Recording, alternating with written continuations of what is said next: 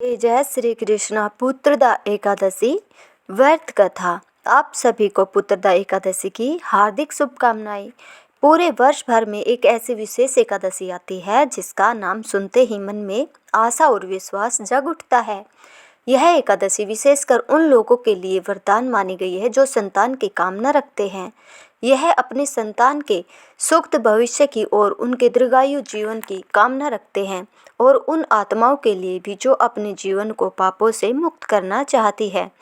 यह पावन तिथि है पौष मास के शुक्ल पक्ष की पुत्रदा एकादशी, जिसे कई जगह पर वैकुंठ एकादशी भी कहा जाता है।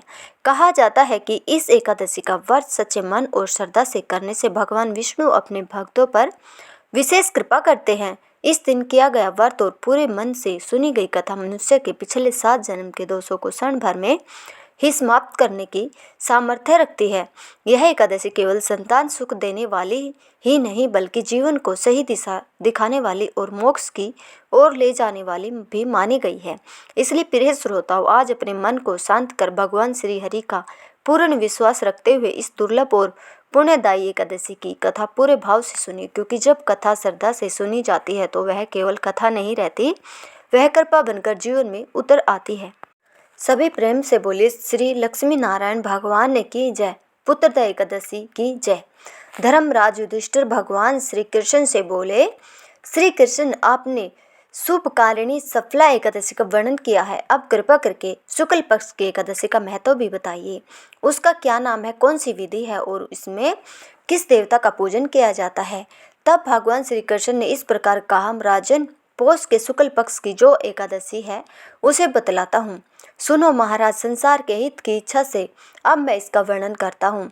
राजन, अन्य एकादशी व्रतों की विधि से ही यत्न पूर्वक इसका व्रत करना चाहिए। इसका नाम पुत्रदा है और यह सब पापों को हरने वाली उत्तम तिथि है। समस्त कामनाओं और सिद्धियों के दाता भगवान नारायण इस तिथि की अधिदेवता है। चराचर प्राणियों सहित समस्त त्रिलोकी में इससे बढ़कर दूसरी कोई तिथि नहीं है। पूर्व समय की बात है, भद्रावतीपुरी में राजा सुकेतुमान राज्य करते थे। उनकी रानी का नाम चंपा था। राजा को बहुत समय तक कोई वंशधर पुत्र नहीं प्राप्त हुआ, इसलिए दोनों पति पत्नी सदा चिंता और शोक में डूबे रहते थे। राजा के पितृ उनके दिए हुए जल को शोकोच्छ्वास से गर्म करके पीते थे। राजा के बाद और कोई ऐसा नहीं दिखाई देता जो हम लोगों का तर्पण करेगा। यह सोच सोचकर पितर भी दुखी रहते थे। एक दिन राजा घोड़े पर सवार होकर घने वन को चले गए। पुरोहित आदि किसी को भी इस बात का कुछ पता नहीं था। मरग और पक्षियों से सेवित उस सघन वन में राजा भ्रमण करने लगे। मार्ग में कहीं सियार की बोली सुनाई पड़ती थी तो कहीं उल्लुओं की। जहाँ तहाँ रीछ और मरग भी दिखाई देते रहते थे। इस तरह घूम घूम कर राजा वन की शोभा को देख रहे थे। इतने में ही दोपहर हो गई। राजा को भूख और प्यास ताने लगी। अब वे जल की खोज में इधर उधर दौड़ने लगे। किसी पुण्य के प्रभाव से उन्हें एक उत्तम सरोवर दिखाई दिया जिसके समीप मुनियों के बहुत से आश्रम थे और सौभाग्यशाली नरेश ने उन आश्रमों की ओर देखा। उस समय शुभ की सूचना देने वाले शकुन होने लगे। राजा का दाहिना नेत्र और दाहिना हाथ फड़कने लगा जो कि उत्तम फल की सूचना दे रहा था। सरोवर के तट पर बहुत से मुनि वेद पाठ कर रहे थे। उन्हें देखकर राजा को बड़ी प्रसन्नता हुई और वे घोड़े से उतरकर मुनियों के पास खड़े हो गए। फिर अलग अलग उन सब की वंदना करने लगे। वे मुनि उत्तम व्रत का पालन करने वाले थे। तब मुनि बोले, राजन, हम लोग तुम पर प्रसन्न हैं। राजा बोले, आप लोग कौन हैं और आपका नाम क्या है और आप लोग किस लिए यहाँ एकत्रित हुए हैं, यह सब सच सच बताइए। तब मुनि बोले, राजन, हम लोग विश्वदेव हैं, यह स्नान करने के लिए आए हैं। माघ निकट आया है।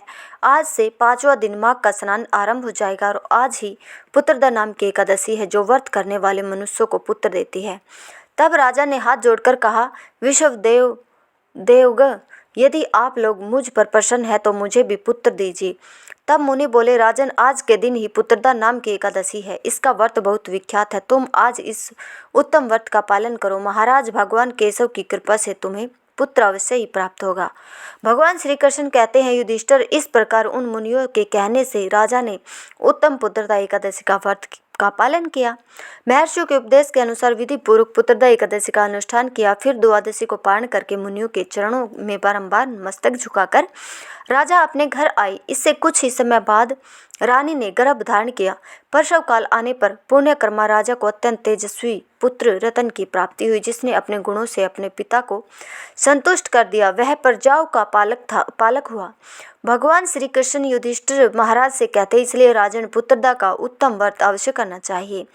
मैंने लोगों के हित की इच्छा से तुम्हारे सामने इसका वर्णन किया है। जो मनुष्य एकाग्रचित होकर पुत्रदा का व्रत करते हैं वे इस लोक में पुत्र पाकर मृत्यु के पश्चात स्वर्गगामी होते हैं। और इस महात्म्य को पढ़ने और सुनने से अग्रिष्ठोत्तम यज्ञ का फल मिलता है। यह थी पुत्रदा एकादशी की कथा। अब सुनिए ग्यारस माता की कथा और आरती। एक बार एक राज्य का राजा बहुत ही बुद्धिमान और बलशाली था। वह राजा हमेशा अपनी प्रजा का भी बहुत अच्छे से ध्यान रखता था। प्रजा भी राजा को बहुत प्रेम करती थी। राजा की 2 बेटियां थी। राजा अपनी 2 बेटियों से बहुत स्नेह करता था। राजा की छोटी बेटी देखने में बहुत सुंदर और आकर्षित थी और राजा की बड़ी बेटी छोटी बेटी के मुकाबले थोड़ी कम सुंदर थी। राजा की छोटी बेटी माता की पूजा किया करती थी और सभी लोग राजा की छोटी बेटी से बहुत प्रेम करते थे, उसकी प्रशंसा किया करते थे। राजा भी अपनी छोटी बेटी को बड़ी बेटी से अधिक प्रेम किया करते थे, जिसके कारण राजा की बड़ी बेटी को अपनी ही छोटी बहन से बहुत नफरत होने लगी थी। धीरे धीरे समय बीतता। दोनों राजकुमारियां जब बड़ी हो गई तब पड़ोस के राज्य में रहने वाला एक राजकुमार राजा की बड़ी बेटी के लिए रिश्ता लेकर आया। लेकिन जैसे ही उस राजकुमार की दृष्टि राजा की छोटी बेटी पर पड़ी तो वह राजकुमार राजा की छोटी बेटी पर आकर्षित हो गया और छोटी बेटी से पहली ही नज़र में प्रेम करने लगा। उस राजकुमार ने अब राजा की बड़ी बेटी के साथ विवाह करने से मना कर दिया। उसने राजा से कहा कि महाराज, मैं तो आपकी छोटी बेटी से विवाह करना चाहता हूँ। यह सब देखकर अब तो राजा की बड़ी बेटी अपनी छोटी बहन से बहुत अधिक क्रोधित हो गई और राजा की बड़ी बेटी ने अपनी छोटी बहन को अपना सबसे बड़ा शत्रु मान लिया। राजा की बड़ी बेटी ने अपनी छोटी बहन से बदला लेने का निर्णय किया तो राजा की बड़ी बेटी ने अपनी छोटी बहन को जान से मारने का उपाय सोचा। अब बड़ी बेटी ने अपनी छोटी बहन को मारने के लिए सबसे पहले एक लड्डू में जहर मिलाकर अपनी छोटी बहन को खाने को दे दिया।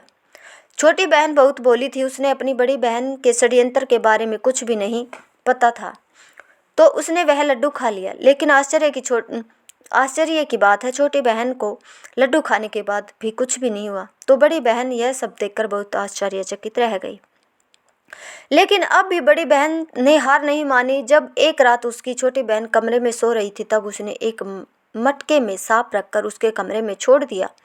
लेकिन सांप भी छोटी बहन का कुछ नहीं बिगाड़ पाया। जिसके बाद बड़ी बहन ने अपनी छोटी बहन से कहा कि चलो बहन, हम लोग कुएं से पानी भरकर लाते हैं। छोटी बहन चलने के लिए तैयार हो गई। तब पानी भरने के बहाने बड़ी बहन उसे कुएं के पास ले गई और कुएं में धक्का दे दिया। लेकिन जब भी छोटी बहन को कुछ नहीं हुआ, क्योंकि हर बार ग्यारस माता उसकी रक्षा करती थी और उधर बड़ी बहन अपने सारे प्रयास के बाद भी लगातार असफल हो रही थी, जिस कारण वह और अधिक क्रोधित हो गई। फिर उसने अपनी छोटी बहन के पास जाकर उससे प्रश्न किया कि मेरी छोटी बहन, क्या तुमको पता है कि भगवान ने सबकी मृत्यु एक निश्चित समय पर लिखी है और कैसे तुम्हारी या मेरी मृत्यु होगी? क्या तुम यह जानती हो? तब छोटी बहन ने अपनी बड़ी बहन को बताया कि हाँ दीदी, बाकी का तो पता नहीं, लेकिन मैं जानती हूँ कि मेरी मृत्यु कैसे होगी।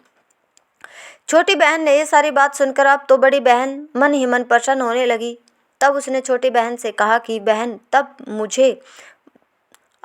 मुझे बताओ कि तुम्हारी मृत्यु का राज क्या है। अब छोटी बहन ने अपनी बड़ी बहन से कहा कि दीदी, मेरी मृत्यु तो एक तोते में है। जो तोते के गले में एक हार है, उसे ही मेरी मृत्यु होगी। जब तक कोई भी व्यक्ति तोते को मार कर उस हार को अपने गले में पहनेगा तो मैं मूर्छित हो जाऊंगी और जैसे ही उस हार को अपने गले से उतारेगा तो मैं वापस जीवित हो जाऊंगी। अपनी छोटी बहन की मृत्यु का राज जानकर अब तो बड़ी बहन बड़ी खुश हुई। अब उसने अपनी छोटी बहन को मारने के लिए उस पालतू तोते को ढूंढना शुरू कर दिया। उधर छोटी बहन को इस बात का आभास हो गया था कि कोई तो है जो उसकी जान लेना चाहता है, जिसके लिए एक रात वह अपने पिताजी के पास गई और उसने अपने पिताजी से कहा कि पिताजी, मेरी मृत्यु के बाद आप मुझे जलाइएगा मत।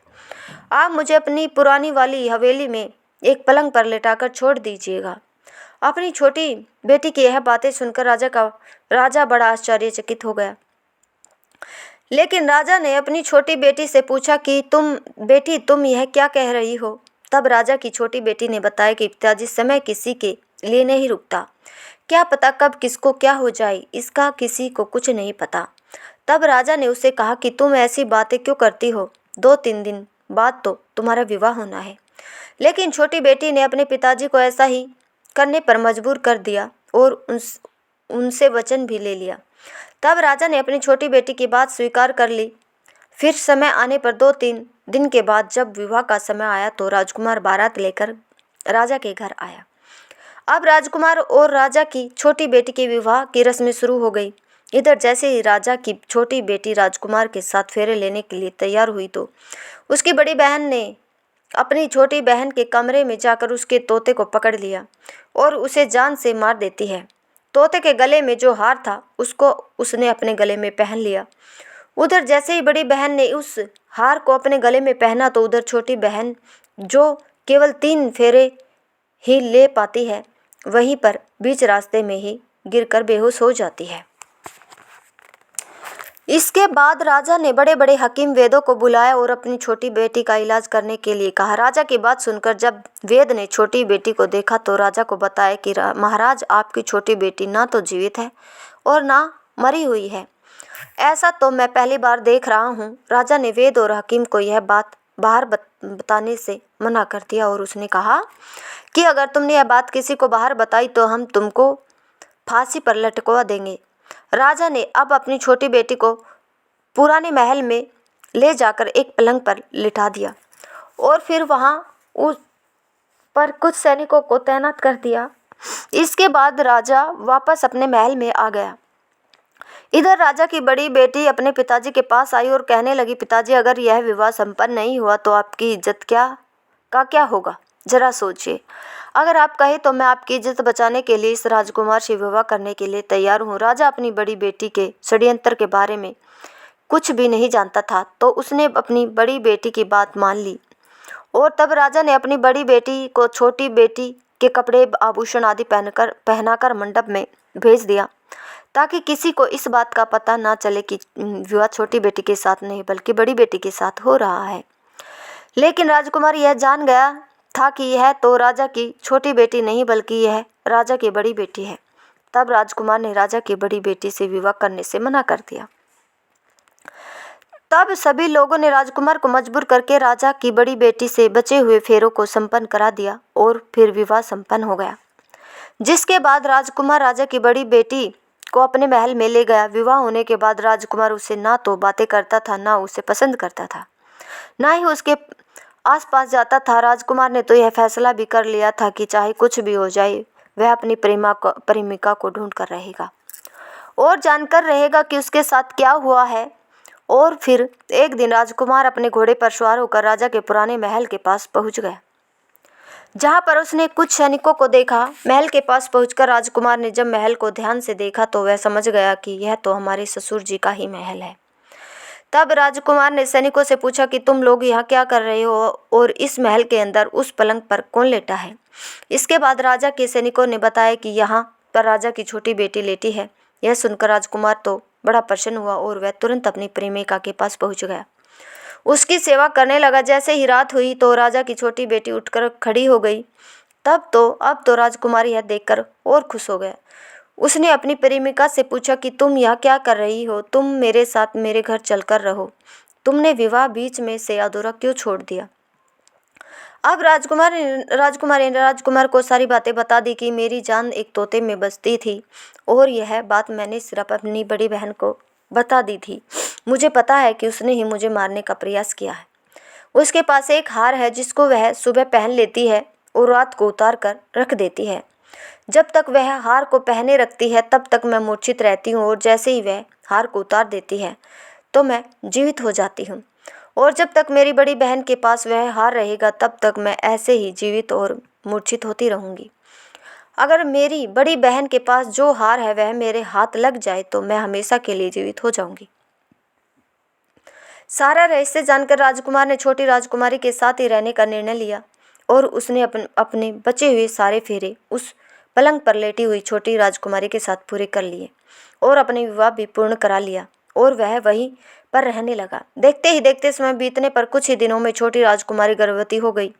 एक दिन राजकुमार को किसी काम से बाहर जाना पड़ा। तब राजकुमारी के पेट में बहुत तेज से दर्द उठा, जिसके बाद उसने एकादशी माता का आह्वान किया, जिसके बाद वहां पर माता प्रकट हुई और उन्होंने उसका प्रसव कराकर उसे प्रसव पीड़ा से मुक्ति दिलाकर एक पुत्र की प्राप्ति करवाई। और वहीं पर अचानक से तभी राजकुमार भी आ गया। राजकुमार ने ग्यारस माता को देखा तो वह आश्चर्यचकित हो गया और उसने तुरंत ग्यारस माता को प्रणाम किया। ग्यारस माता ने राजकुमार से कहा कि जब तुम्हारा पुत्र 5 वर्ष का हो जाए तब तुम अपनी पत्नी का हार इसके गले में डाल देना। देखते ही देखते राजकुमार और राजा की छोटी बेटी का पुत्र 5 वर्ष का हो गया तो राजकुमार अपने बेटे से कहने लगा कि बेटा, मैं कुछ काम से बाहर जा रहा हूँ, तुम अपनी माता का ध्यान रखना। ऐसा कहकर वह वहाँ से चला गया। लेकिन जब राजकुमार वहाँ से बाहर जा रहा था तब बड़ी बहन के सैनिकों ने उसे देख लिया और बड़ी बहन को जाकर सारी बातें बता दी। इसके बाद बड़ी बहन ने अपनी छोटी बहन के पुत्र का अपहरण करवा लिया और उसको मरवा दिया। छोटी बेटी के पुत्र के 2 टुकड़े उसने करवा दिए। पहला टुकड़ा चक्के के पास छुपा दिया और दूसरा टुकड़ा अपने पलंग के नीचे छुपा लिया। लेकिन ग्यारस माता अपने भक्तों को किसी कष्ट में नहीं देख सकती तो वह अपनी भक्त का दुख दूर करने के लिए एक भिखारिन का रूप धरकर बड़ी बहन के पास गई। जिसके बाद वह वहां पर भिक्षा मांगने लगी तो बड़ी बहन ने अपने नौकरों से कहा कि जाकर भिक्षा दे दो। लेकिन जैसे ही नौकर ग्यारस माता को भिक्षा देने के लिए आए तो माता ने उन्हें मना कर दिया और कहने लगी, मैं तुम्हारी महारानी से ही भिक्षा लूंगी। जिसके बाद बड़ी बहन खुद आकर ग्यारस माता को भिक्षा देने लगी। तब माता एक बिल्ली का रूप धरकर उसके कमरे में चली गई और वहां पर छोटी बेटी के पुत्र के दोनों टुकड़ों को उन्होंने आपस में जोड़ दिया। टुकड़े जुड़ते ही वह राजकुमार वापस जीवित हो गया। तब ग्यारस माता उस नन्हे बालक को वापस लेकर आ गई। अब तक ग्यारस माता ने राजकुमार को सारा रहस्य समझा दिया था। अब राजकुमार अपने बेटे को लेकर बड़ी राजकुमारी के पास गया और कहने लगा कि अगर तुम इसका ध्यान अच्छे से रखोगी तभी मैं तुमसे बात करूंगा। अब वह नन्हा बालक बड़ी राजकुमारी के पास रहने लगा। एक दिन राजकुमार अपने बच्चे से कहने लगा, बेटा, आज तुम अपनी माँ से उनके गले का हार मांग लेना।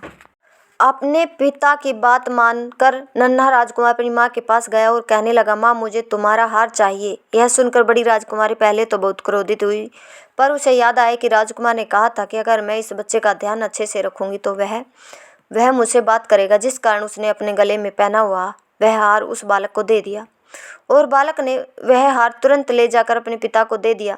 तभी राजकुमार अपने बेटे को लेकर वहां से जाने लगा और अपनी पत्नी से कहने लगा कि मैं आज शाम को तुम्हारे साथ आकर खाना खाऊंगा। ऐसा कहकर वह अपने बेटे को लेकर वहां से चला गया।